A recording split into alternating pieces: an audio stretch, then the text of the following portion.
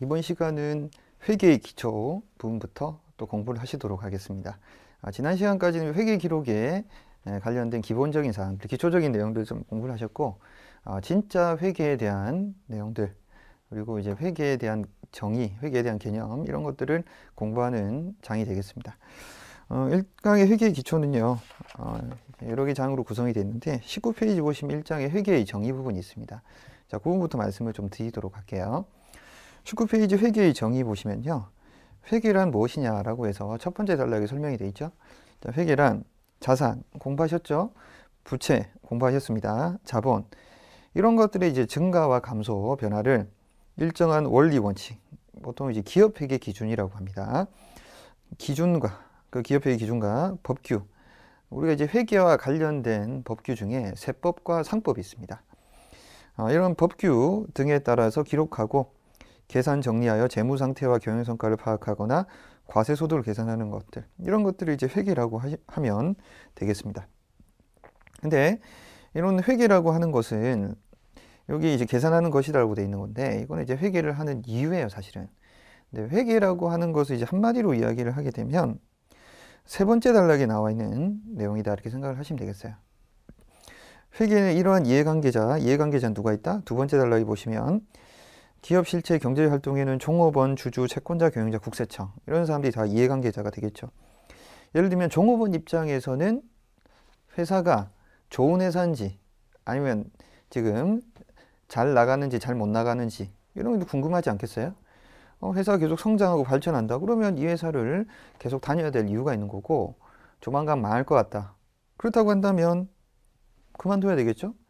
판단을 하는 데 있어 가지고 근거 기준이 되는 자료를 회계를 통해서 우리가 파악할 수 있습니다.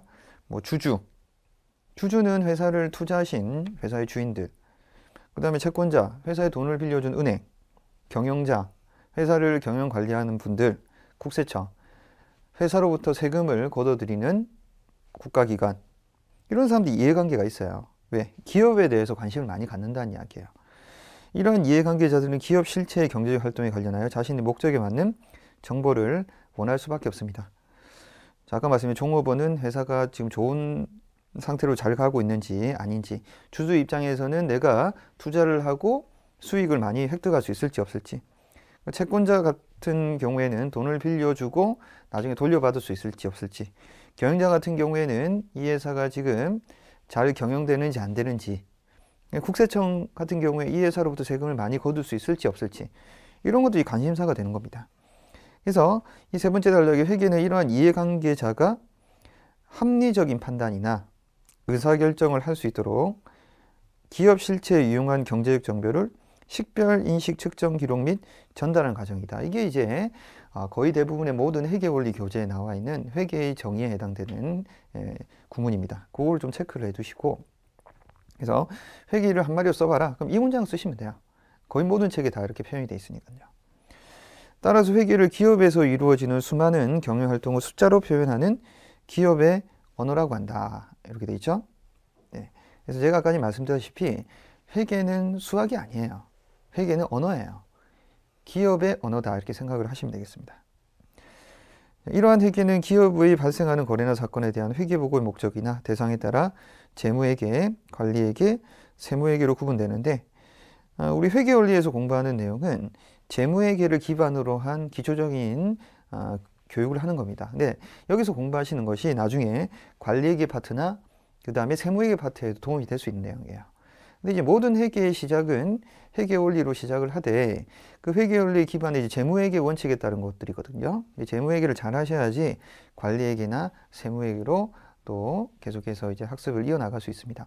재무회계 하지 않고 관리회계, 세무회계를 먼저 한다, 이런 경우는 잘 없어요. 재무회계를 먼저 하시고 관리회계, 세무회계를 하는 겁니다.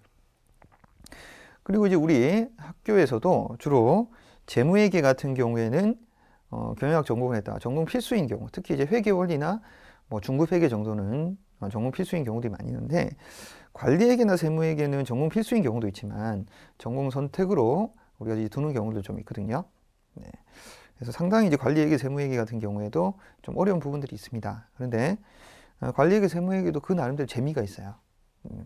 특히 이제 기업체 같은 경우에는요, 회계를 하는 이유 중에 하나가 세무회계 때문에 하는 경우들도 많이 있어요.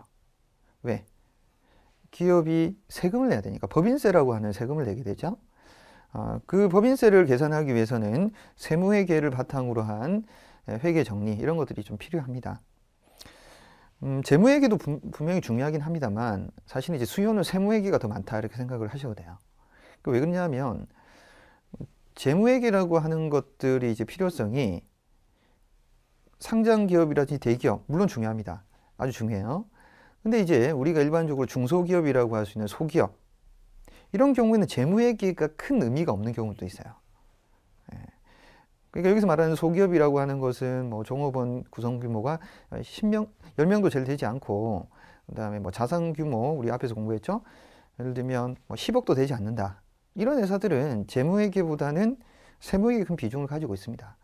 그래서 나중에 이제 기업체 수요 또는 이제 우리 시장의 수요 측면에서 세무회계 부분이 월등하게 더 많기 때문에 재무회계를 열심히 하셔가지고 세무회계까지 공부를 하시게 되면 나중에 여러분들의 어떤 이 회계 전문가로서 역량을 펼치는 데 있어서는 세무회계를 통해서 여러분의 역량을 펼치기 훨씬 더 좋은 경우들이 많이 있어요. 네. 그래서 그 세무회계들도 나중에 이제 좀 관심을 가지시고 공부를 하시면 도움이 좀 많이 될 수 있을 것 같습니다.